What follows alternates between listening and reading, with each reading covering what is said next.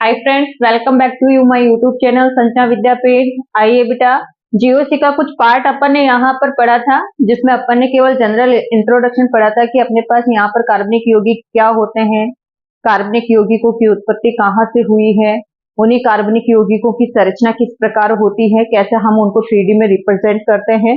उसी के आगे अपने को टॉपिक कंटिन्यूस करना है बेटा। यहाँ पर आगे हमने यहाँ पर 1 डिग्री, 2 डिग्री और 3 डिग्री कार्बन पढ़े थे। इसी को आगे बढ़ाना है। आगे बढ़ाने के लिए अपन लेते हैं यहाँ पर कार्बनिक यौगिकों में सिग्मा व पाई आबंधों की संख्या, या सिंपल हम बोल सकते हैं सिग्मा व पाई आबंध। कार्बनिक यौगिकों में सिग्मा व पाई आबंध।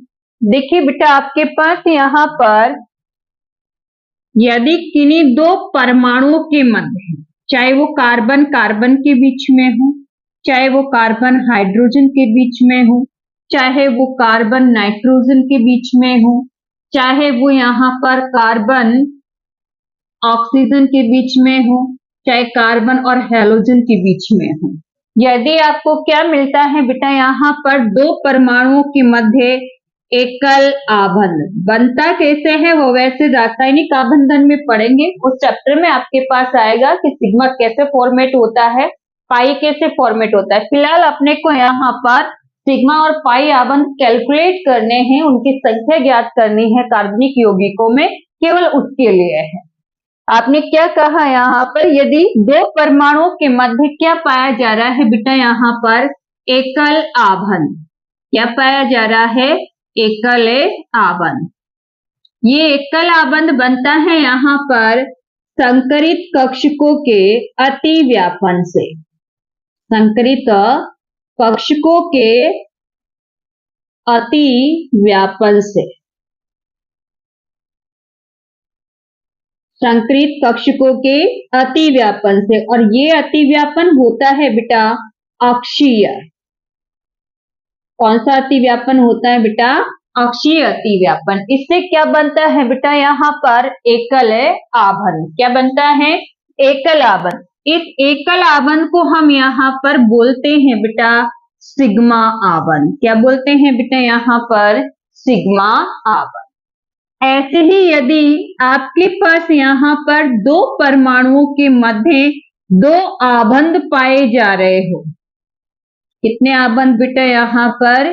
दो आबंध यहाँ पर पाए जा रहे हो, तो उस परिस्थिति में आपको ध्यान में रखना है कि इस दो आपको जो आबंध दिख रहा है, द्विआबंध जो आपको नजर आ रहा है, इस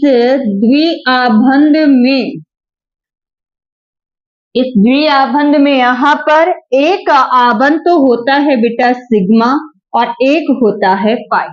यहाँ द्विआबंध में सबसे पहले आपको ध्यान रखना है बेटा कक्षकों का अक्षीय अतिव्यापन द्वारा यहाँ पर पहले कौन सा आबंध निर्मित होता है? सिग्मा।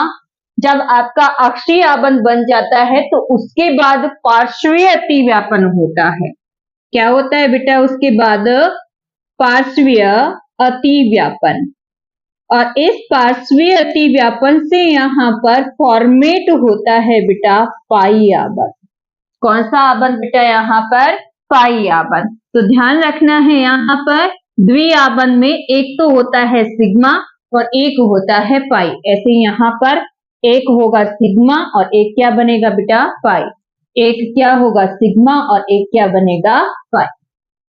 ऐसे ही आपने कहा यहाँ पर कि यदि दो परमाणुओं के मध्य कितने आबंध हैं बेटा? त्रिआबंध।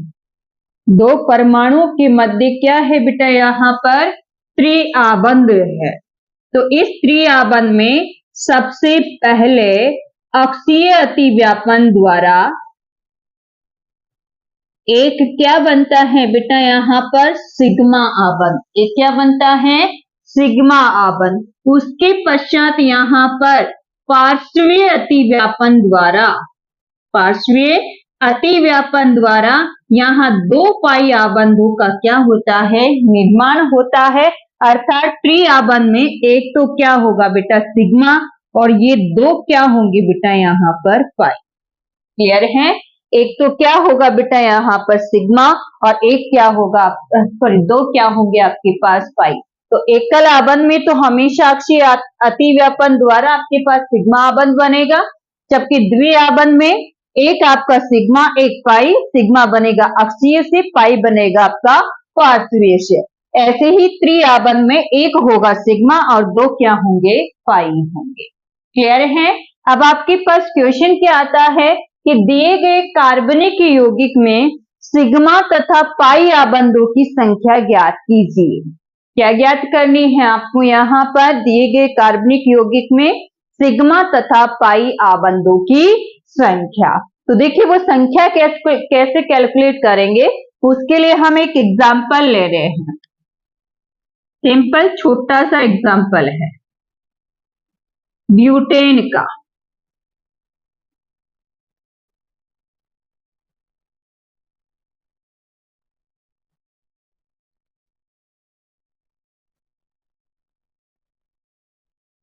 आपने एग्जाम्पल लिया बेटा किसका? ब्यूटेन का। इस ब्यूटेन में देखें यहाँ पर क्या पाया जा रहा है? एकल आबंध, और एकल क्या होगा बेटा? सिग्मा। तो बंध के पास क्या लिख लीजिए? सिग्मा। क्लियर है? तो आपको पूछे कि यहाँ सिग्मा कितने होंगे और पाई कितने होंगे, तो सिग्मा काउंट कर लीजिए, 1 2 3 4 5 6 7 8 9 10 11 12 और 13। सिग्मा तो कितने हैं? 13। पाई की बात करें तो पाई आपको द्विआबंध और त्रिआबंध नजर नहीं आ रहा है, इसलिए पाई आबंध यहाँ पर क्या होंगे बेटा? 0। क्लियर है? कोई दिक्कत यहाँ पर? ऐसे ही एक एग्जाम्पल और देखिए बेटा।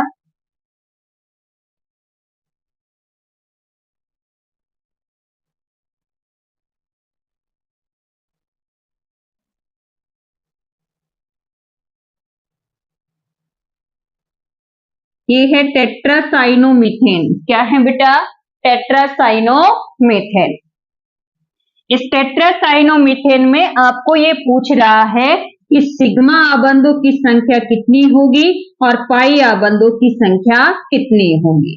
तो सबसे पहले अपन एकल आबंध पे चलेंगे। आपके एकल आबंध हमेशा कौन से होते हैं बेटा? सिग्मा। फिर आपके पास कौन सा आबंध नजर आ रहा है? त्रिआबंध। त्रिआबंध में आपने क्या कहा कि बेटा एक तो क्या होता है सिग्मा और दो क्या होते हैं पाई, यानी यहाँ एक सिग्मा और दो क्या है पाई। सेम कंडीशन यहाँ पे एक सिग्मा दो पाई, यहाँ पर भी एक सिग्मा और दो पाई, और यहाँ पर भी आपके एक सिग्मा और दो पाई। तो सिग्मा आबंध टोटल कितने हो गए बेटा? 4 तो ये वाले और 4 ये वाले, टोटल कितने हो गए? 8। और पाई आबंध कितने हुए? 2 2 4 2 6 2 8। यानी सिग्मा और पाई आबंधों की संख्या कितनी पाई जा रही है बेटा? इसमें 8 8 पाई जा रही है। क्लियर है? तो यहां से यही क्वेश्चन पुटअप होता है कि दिए गए कार्बनिक यौगिक में सिग्मा तथा पाई आबंधों की संख्या ज्ञात कीजिए। स्क्रीनशॉट ले लो एक बार।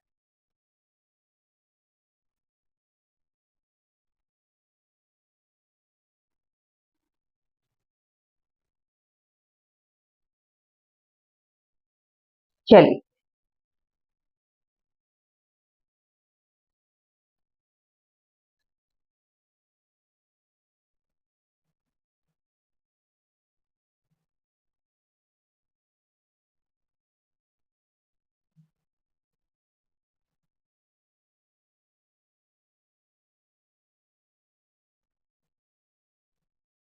नेक्स्ट पॉइंट आता है आपके पास यहाँ पर कार्बन परमाणु पर कार्बन परमाणु पर संकरण का प्रकार।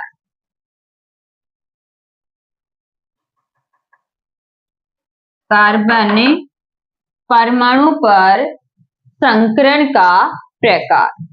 देखिए बेटा, हम किसी कार्बन परमाणु पर संकरण कैसे कैलकुलेट करेंगे, इसके लिए देखिए बेटा यहाँ पर आपको ध्यान में रखने वाली चीज क्या रखनी है बेटा यहाँ पर कि कार्बन परमाणु पर संकरण का निर्धारण होता है बेटा सिग्मा आबंधों की संख्या के आधार पर। सिग्मा आबंधों की संख्या के आधार पर कि सिग्मा आबंध उसमें कितने पाए जा रहे हैं, उन सिग्मा आबंधों की संख्या के आधार पर हम कार्बन परमाणुओं की संख्या का क्या करते हैं बेटा निर्धारण करते हैं। कार्बन परमाणुओं की संख्या पर या कार्बन परमाणु पर संकरण का क्या करते हैं बेटा निर्धारण करते हैं, किसके आधार पर उसमें पाए जाने वाले सिग्मा आबंधों की संख्या के आधार पर। जितने सिग्मा आबंध पाए जा रहे हैं उसी के आधार पर उस पर संकरण निर्धारित किया जाता है। जैसे देखिए आपने कहा कि एक कार्बन परमाणु के पास कितने सिग्मा आबंध है बेटा 4। कितने सिग्मा आबंध है बेटा 4 सिग्मा आबंध है। तो 4 सिग्मा आबंध के लिए संकरण होगा इसमें sp3 यानी एक S कक्षक भाग लेगी और 3 क्या लेगी बेटा यहाँ पर P कक्षक। टोटल 4 कक्षक बनेगी और 4 कक्षक क्या होगी बेटा यहाँ पर sp3 कक्षक। क्लियर है ये कैसे बनती है, ये सारी कहानी आपकी रासायनिक आबंधन वाले चैप्टर में है, वहां अपन अच्छे से क्लियर करेंगे। फिलहाल शॉर्ट रूप में आपको ध्यान में रखना है कि किसी कार्बन परमाणु पर आप संकरण का निर्धारण किससे करोगे बेटा सिग्मा आबंधों की संख्या से। यदि 4 सिग्मा आबंध है तो उस पे संकरण कौन सा होगा sp3। यदि आपके पास कार्बन परमाणु के पास कितने सिग्मा आबंध मिलते हैं बेटा 3 सिग्मा आबंध मिलते हैं तो उसकी ज्यामिति उसके संकरण कौन सा होगा बेटा sp2। और यदि 2 सिग्मा आबंध मिलते हैं तो उस पे संकरण होगा sp। क्लियर है, क्या कहा आपने यहाँ पर कि यदि 4 सिग्मा आबंध है तो संकरण होगा sp3, यदि 3 सिग्मा आबंध है तो संकरण होगा sp2 और यदि 2 सिग्मा आबंध है तो उस पे संकरण कौन सा होगा बेटा sop। क्लियर है, थोड़ी सी कहानी और याद रखनी है कि जब संकरण sp3 है तो उस कार्बन परमाणु की ज्यामिति कैसी होगी बेटा चतुष्फलकीय। कैसी होगी बेटा चतुष्फलकीय, जिसमें बंद कोण का मान होगा बेटा यहाँ पर 109 डिग्री 28 मिनट। कितना होगा 109 डिग्री 28 मिनट। यदि संकरण कौन सा है sp2 तो ज्यामिति होगी इसकी समतल त्रिकोणीय। कैसी होगी बेटा समतल त्रिकोणीय, जहां बंद कोण होगा बेटा यहाँ पर 120 डिग्री का। कितने का होगा 120 डिग्री का। और यदि आपके पास संकरण कौन सा है sp तो ज्यामिति कैसी होगी बेटा रेखीय, जहां बंद कोण कितने डिग्री का होगा बेटा 180 डिग्री का। जैसे हम चतुष्फलक को ऐसे शो कर सकते हैं ये 4 सिग्मा आबंध के द्वारा। ठीक है, चतुष्फलक यहाँ पर फॉर्मेट हो रहा है। क्लियर है, ऐसे ही समतल त्रिकोणीय, समतल त्रिकोणीय में कितने सिग्मा आबंध है 3, तो 3 इस प्रकार व्यवस्थित होंगे। रेखीय में यहाँ पर कितने सिग्मा आबंध होंगे बेटा 2, ये कितने पे होंगे बेटा 180 डिग्री के कोण। यहाँ कोण होगा 120 डिग्री और यहाँ कोण होगा आपका 109 डिग्री 28 मिनट। क्लियर है यहाँ पर। अब बात करें हम एग्जाम्पल की। एग्जाम्पल है आपके पास यहाँ पर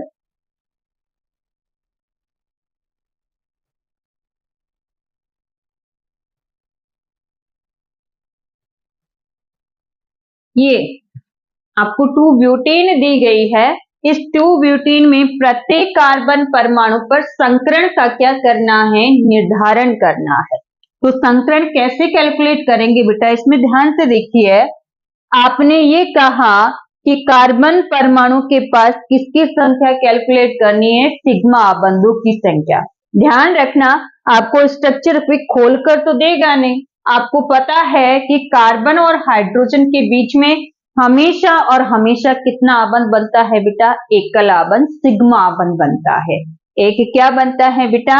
सिग्मा आबंध। तो जितने हाइड्रोजन जुड़े हुए हैं वो हो जाएंगे आपके सिग्मा आबंध, बाकी आपके पास दिख रहे हैं यहाँ पे। देखिए यहाँ हम इस कार्बन परमाणु की बात करें तो 3 तो हाइड्रोजन वाले हो गए और एक सिग्मा आबंध ये रहा यहाँ पे। टोटल कितने हो गए बेटा? यहाँ पर 4 सिग्मा आबंध, यानी इस कार्बन पे संकरण कौन सा होगा? sp3। ऐसे इस कार्बन की बात करें, इससे एक तो हाइड्रोजन जुड़ा हुआ है, एक सिग्मा आबंध द्विआबंध में दिख रहा है, एक इधर दिख रहा है।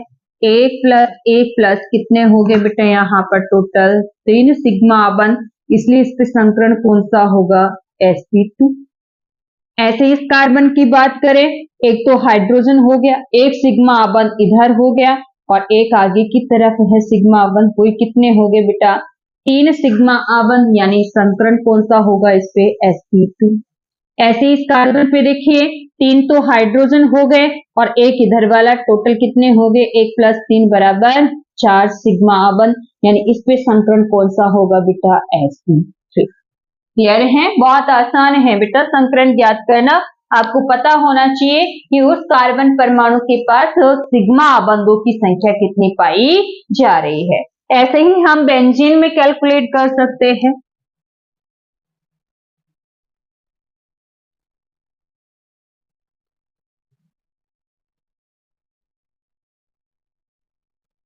प्रत्येक कार्बन से एक क्या जुड़ा होता है बेटा बेंजीन में? हाइड्रोजन। क्लियर है? अब देखिए ध्यान से, पहले सिग्मा आबंध लिख लें। यहाँ पे कौन कौन से हैं? यहाँ एकल आबंध में क्या होगा? सिग्मा। द्वि में एक सिग्मा और एक क्या होगा? पाई। ऐसे ही यहाँ एक सिग्मा और एक, सॉरी, यहाँ एक सिग्मा और पाई। ये आपका सिग्मा, ये वाला सिग्मा, ये भी सिग्मा, यहाँ एक सिग्मा और एक क्या होगा बेटा? पाई। इसमें सिग्मा, ये आपका सिग्मा और ये आपका सिग्मा। क्लियर है? ये तो निर्धारित कर सकते हो आप यहाँ पर। अब हम बात करें इस कार्बन परमाणु की, क्रमांक दे देते हैं 1, 2, 3, 4, 5 और 6। फर्स्ट कार्बन की बात करें, ये रहा आपका फर्स्ट कार्बन। इस कार्बन के पास सिग्मा आबंध देखो, चारों तरफ कितने दिख रहे हैं बेटा? 1, 2 और 3, यानी 3 के लिए संकरण कौन सा हुआ? sp2। क्लियर है? जो आपको ज्यामिति में भी नजर आ रहा है, देखिए ऐसी ज्यामिति आपको नजर आ रही है। क्लियर है? ऐसे ही इस कार्बन की देखिए, के पास भी कितने सिग्मा आबंध है? 1, 2 और 3, यानी इसमें भी संकरण कौन सा? sp2। यहाँ पर भी देखिए 1, 2 और 3, यानी इस पे भी sp2।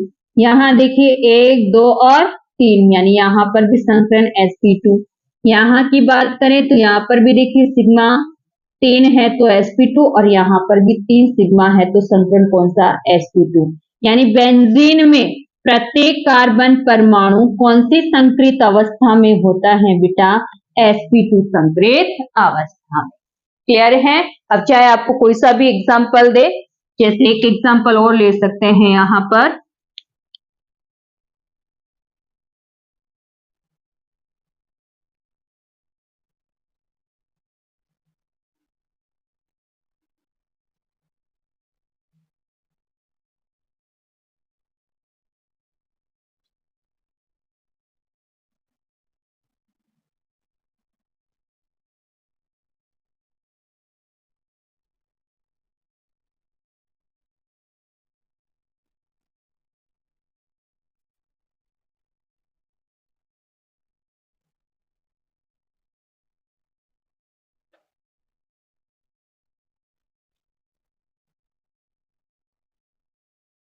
देखिए इसमें देखिए ध्यान से बेटा, हम इस कार्बन की बात करें, इसके पास 3 तो हाइड्रोजन है, एक ये सिग्मा, टोटल कितने हो गए? 4। 4 का मतलब संकरण कौन सा? sp3। यहाँ देखिए एक हाइड्रोजन, एक इधर वाला सिग्मा और एक ये वाला सिग्मा, कितने हो गए सिग्मा? 3, यानी संकरण कौन सा? sp2। यहाँ पर ये इधर एक सिग्मा है, एक हाइड्रोजन और एक ये वाला, यानी संकरण कौन सा? sp2। इसके पास देखिए 1, 2, 3 और एक हाइड्रोजन वाला, यानी संकरण कौन सा हो गया? 4 के लिए sp3। यहाँ पर देखिए एक सिग्मा यहाँ, एक यहाँ और एक हाइड्रोजन वाला संकरण कौन सा, sp2। यहाँ देखिए इसमें 2 हाइड्रोजन, एक सिग्मा, यानी कितने हो गए बेटा, 3। 3 के लिए संकरण कौन सा, sp2। यहाँ देखिए बेटा 3 तो सिग्मा 1 2, 3 तो ये रे, एक हाइड्रोजन वाला, यानी टोटल कितने हो गए, 4। 4 के लिए संकरण कौन सा बेटा, sp3। यहाँ आपको दिख रहे हैं 4 क्या है इसके पास, सिग्मा यानी sp3। ऐसे ही इन तीनों CH3 के पास देखिए एक एक तो क्या है सिग्मा और 3 3 क्या है हाइड्रोजन, यानी इन सब पे कौन सा संकरण होगा बेटा, sp3। क्लियर है।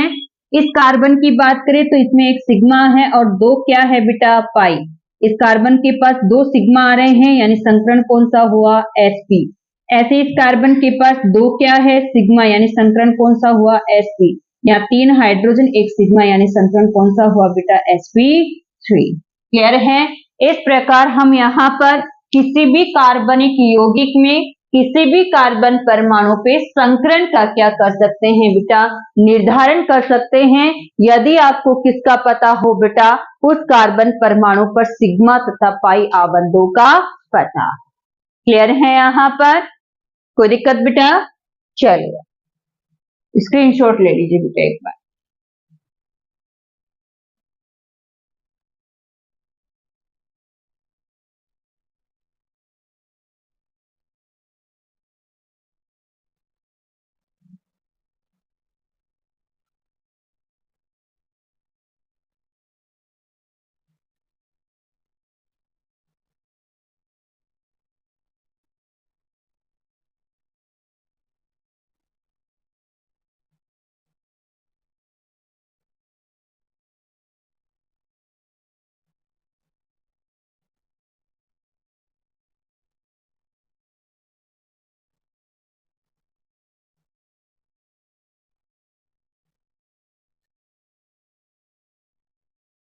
चलिए नेक्स्ट पॉइंट है आपके पास यहाँ पर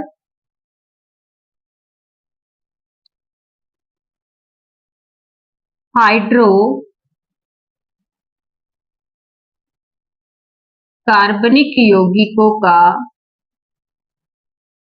हाइड्रो कार्बनिक यौगिकों का वर्गीकरण। क्लासिफिकेशन की बात करें हम कार्बनिक यौगिकों के, मुख्यतः हाइड्रोकार्बनेट के। देखिए बेटा सिंपली हम ये कहते हैं कि कार्बनिक यौगिकों का निर्माण किससे होता है बेटा, कार्बन व हाइड्रोजन से। किससे होता है, कार्बन व हाइड्रोजन से, इसलिए इनको हम क्या नाम देते हैं, हाइड्रोकार्बनिक यौगिक। लेकिन देखिए बेटा यहाँ पर कार्बन और हाइड्रोजन के अलावा हो सकता है उसमें अन्य तत्व भी उपस्थित हो, जैसे नाइट्रोजन भी हो सकता है, ऑक्सीजन हो सकता है, सल्फर हो सकता है, या कोई हैलोजन हो सकता है, क्लोरीन फ्लोरीन ब्रोमीन हो सकता है। तो यहाँ पर अन्य समूह भी उसमें पाए जा सकते हैं। तो ये कार्बनिक यौगिक हैं जो कार्बन और हाइड्रोजन के अलावा इन यौगिकों से मिलकर बने हुए होंगे। और इन्हीं कार्बनिक यौगिकों का आपको क्या पढ़ना है यहाँ पर बेटा, वर्गीकरण। क्या पढ़ना है आपको, वर्गीकरण। आइए बेटा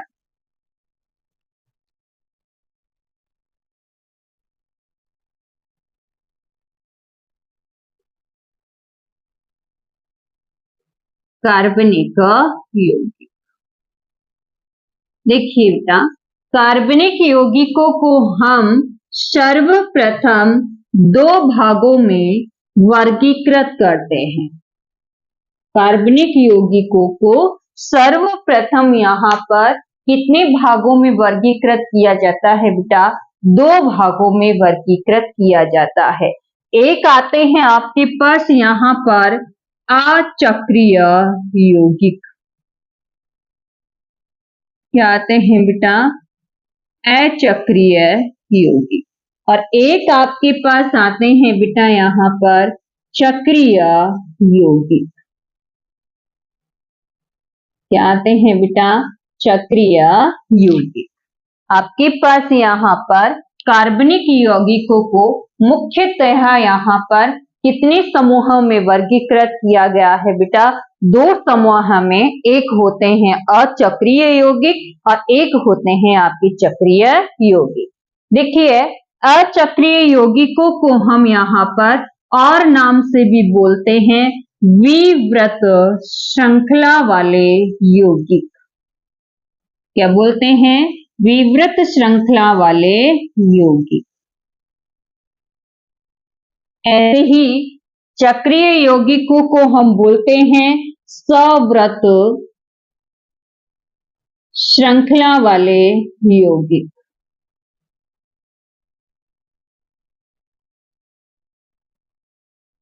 यहां हम कह रहे हैं विवृत श्रृंखला वाले यौगिक। विवृत, विवृत का मतलब है, वी का मतलब होता है बिना और व्रत का मतलब है आपका सर्कल। बिना व्रत के यदि आपके पास कोई खुली श्रृंखला कार्बनिक यौगिक की पाई जा रही है तो उन्हें अपन कौन से यौगिक बोलेंगे बेटा? अचक्रीय यौगिक। यानी कोई चक्रीय संरचना का निर्माण नहीं हो रहा हो, कोई सर्कल का यहाँ पर निर्माण नहीं हो रहा हो, तो ऐसे कार्बनिक यौगिकों को हम किसकी श्रेणी में रखेंगे बेटा? अचक्रीय यौगिकों की श्रेणी में, अर्थात विवृत श्रृंखला वाले यौगिकों की श्रेणी में। क्या कहा आपने यहां पर? ऐसे कार्बनिक यौगिक जिनमें किसी प्रकार की चक्रीय संरचना का, किसी प्रकार की चक्रीय संरचना का निर्माण नहीं होता है, किसी प्रकार की चक्रीय संरचना का यहाँ पर निर्माण नहीं होता है, तो उसे अपन कौन से यौगिक बोलेंगे बेटा? अचक्रीय यौगिक। अर्थात खुली श्रृंखला वाले यौगिक, खुली श्रृंखला वाले यौगिक। अर्थात कौन से होंगे बेटा? खुली श्रृंखला वाले यौगिक। आपके पास कौन से होंगे बेटा? अचक्रीय या विवृत श्रृंखला वाले यौगिक। देखिए बेटा, यहाँ पर इन यौगिकों को हम 2 भागों में वर्गीकृत करते हैं। इन यौगिकों को हम यहाँ पर कितने भागों में बेटा? 2 भागों में वर्गीकृत करते हैं। एक आपके पास आते हैं बेटा यहाँ पर संतृप्त कार्बनिक यौगिक और एक आपके पास आते हैं बेटा असंतृप्त कार्बनिक यौगिक। कि इन यौगिकों को हम यहाँ पर कितने भागों में वर्गीकृत करते हैं बेटा? संतृप्त व असंतृप्त कार्बनिक यौगिकों में। देखिए बेटा, आपने 10th क्लास में संतृप्त और असंतृप्त के बारे में छोटी सी जानकारी पढ़ी होगी। संतृप्त जिनमें केवल क्या पाया जाता है? एकल आबंध, और असंतृप्त कौन से होंगे? जिनमें आपके पास क्या पाया जाए? एकल आबंध के अलावा द्विआबंध या त्रिआबंध पाया जाए। पढ़ा होगा आप लोगों ने। वही चीज यहाँ पर है कि संतृप्त कार्बनिक यौगिक क्या होंगे बेटा? यहाँ पर वे यौगिक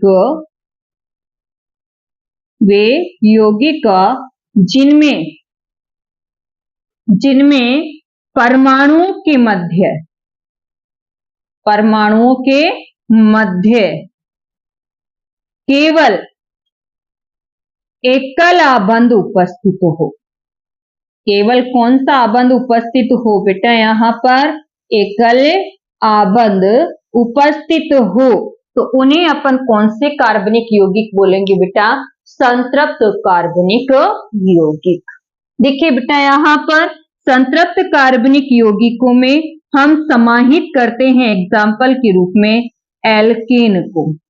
किसको समाहित करते हैं बेटा? एल्केन को।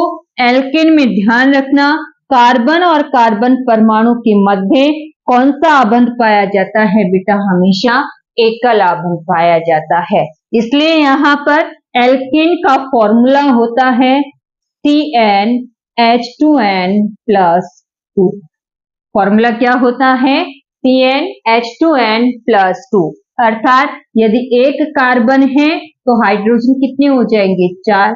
यदि आपके पास 2 कार्बन है तो हाइड्रोजन कितने हो जाएंगे? इसके 2 गुना से 2 ज्यादा, यानी 4 2 कितने हो गए बेटा? 6। क्लियर है? इनमें कार्बन परमाणु के मध्य केवल क्या उपस्थित होंगे बेटा? ये एकल आबंध।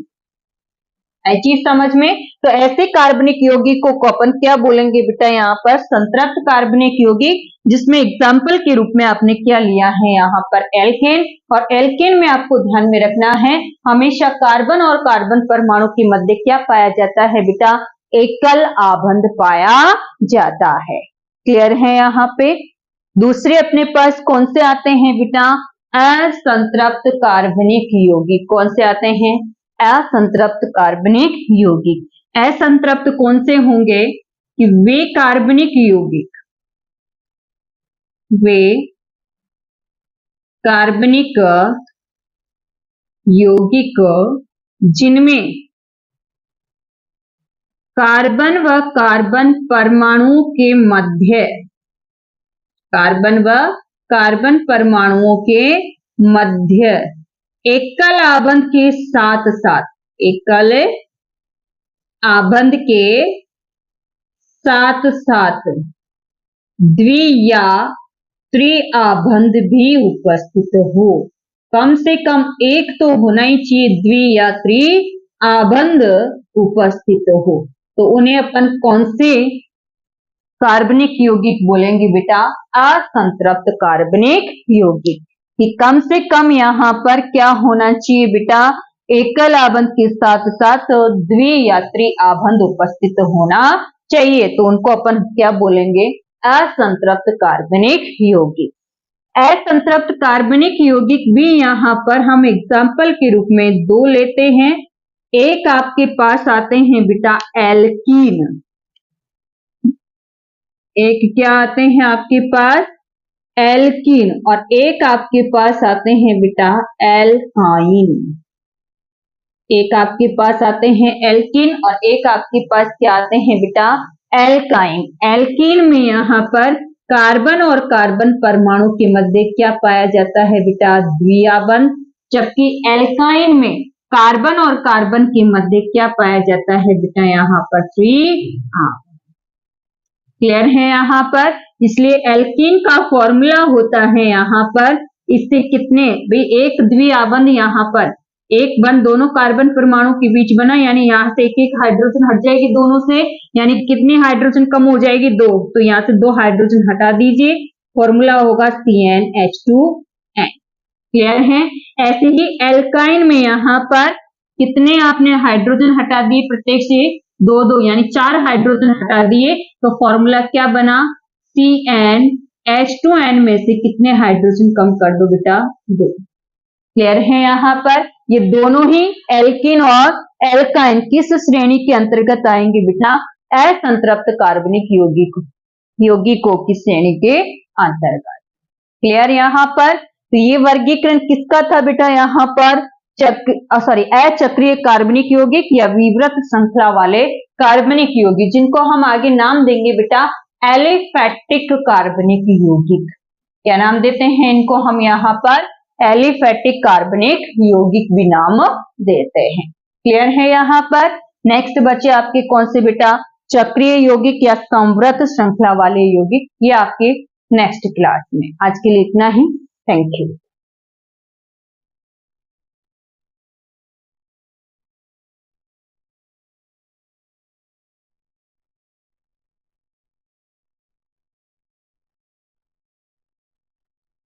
ओहो, मर्चरी